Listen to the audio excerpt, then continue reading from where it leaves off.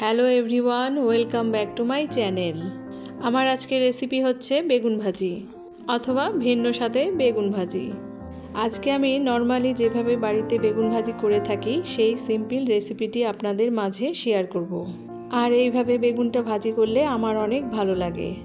আশা করছি আমার এই রেসিপিটি আপনাদের ভালো লাগবে। তো চলুন দেখা যাক আমি কিভাবে এই রেসিপিটি তৈরি করছি।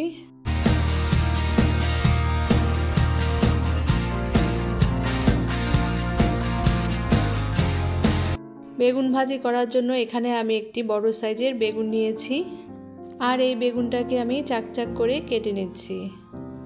অফ ক্যামেরায় বেগুনগুলোকে আমি খুব ভালোভাবে ধুয়ে পরিষ্কার করে নেব। এখন ধুয়ে রাখা বেগুনগুলোর মধ্যে আমি দিয়ে দিচ্ছি স্বাদ মতো লবণ, দিয়ে দিচ্ছি সামান্য হলুদের গুঁড়া আর দিয়ে দিচ্ছি সামান্য পরিমাণে মরিচের গুঁড়া। লবণ, হলুদ, মরিচের গুঁড়া বেগুনের সাথে খুব ভালোভাবে মিশিয়ে নেব। মিশিয়ে নেওয়ার পর এগুলোকে আমি 5 মিনিটের জন্য রেস্টে রেখে দেব। এখন এর মধ্যে নিয়ে নিচ্ছি আমি প্রায় 1 কাপ পরিমাণ চালের গুঁড়া, স্বাদ মতো লবণ, সামান্য পরিমাণ হলুদের গুঁড়া, সামান্য পরিমাণ মরিচের গুঁড়া আর সামান্য পরিমাণে জিরার গুঁড়া।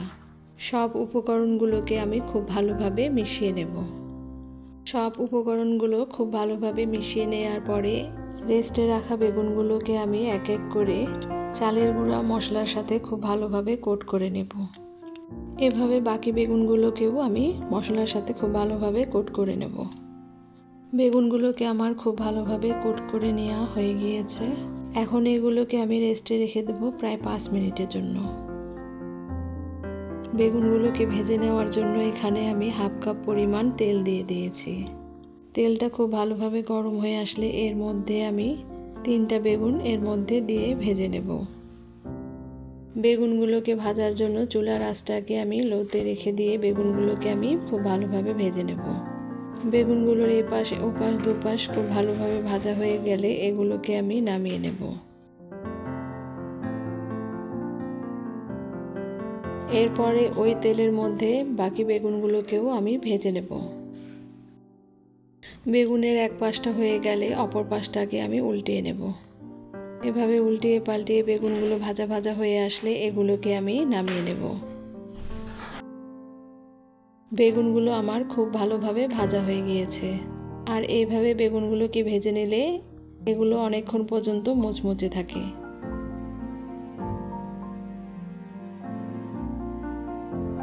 বেগুন তো আপনারা অনেকভাবে খেয়েছেন, এভাবে একবার খেয়ে দেখবেন, অনেক টেস্টি লাগে।